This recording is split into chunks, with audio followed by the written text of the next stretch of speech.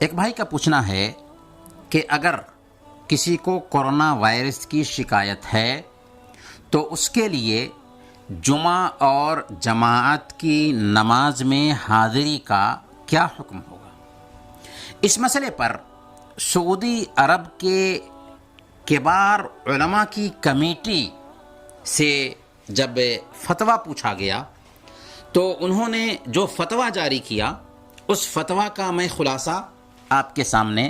رکھنا چاہوں گا۔ فتویٰ میں یہ کہا گیا تھا کہ کورونا وائرس کے مریض کے لیے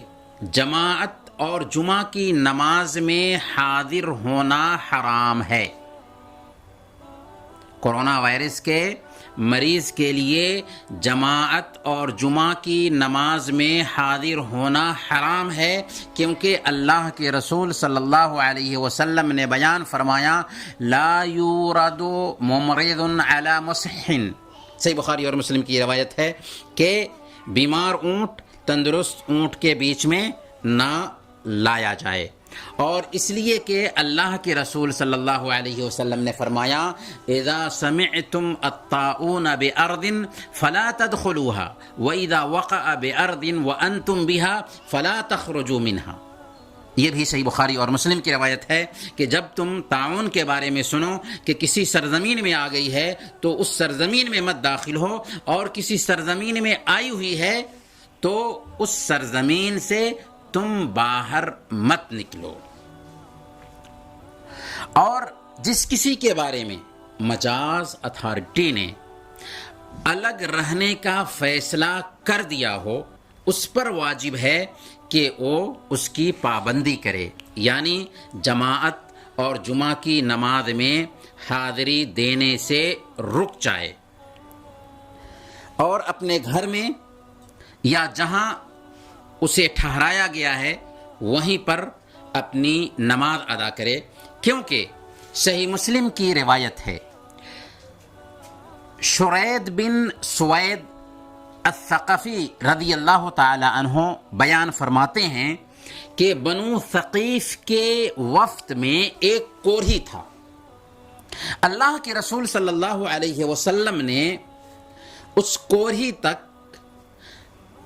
یہ خبر پہنچائی، یہ پیغام پہنچایا کہ میں نے تجھ سے بیعت کر لی ہے، تم لوٹ جاؤ۔ تو آپ تصور کیجئے کہ اللہ کے نبی صلی اللہ علیہ وسلم ایک کوڑھی کو یہ پیغام بھیجتے ہیں کہ میں نے بیعت کر لی ہے، تم لوٹ کے چلے جاؤ، وفد کے بیچ سے تم لوٹ کے چلے جاؤ۔ اسی طریقے سے اس فتوے میں کہا گیا ہے کہ جو کوئی یہ ڈر محسوس کرتا ہو کہ اسے نقصان ہو سکتا ہے یا اس سے کسی دوسرے کو نقصان ہو سکتا ہے تو اس کے لیے رخصت ہے، چھوٹ ہے کہ وہ جماعت اور جمعہ کی نماز کے لیے حاضر نہ ہو، کیونکہ سنن ابن ماجہ کی حدیث ہے اللہ کے نبی صلی اللہ علیہ وسلم نے ارشاد فرمایا لا ضرر ولا ضرار، نہ تو نقصان اٹھانا ہے اور نہ ہی نقصان پہنچانا ہے۔ یہ ہے فتویٰ کبار علماء کمیٹی کا، جس سے یہ ظاہر ہو گیا کہ کورونا وائرس کے مریض کے لیے جماعت یا